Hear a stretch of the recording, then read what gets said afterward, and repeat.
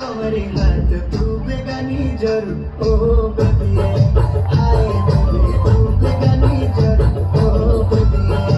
आए बेबी तू बेगानी जरूर ओ बेबी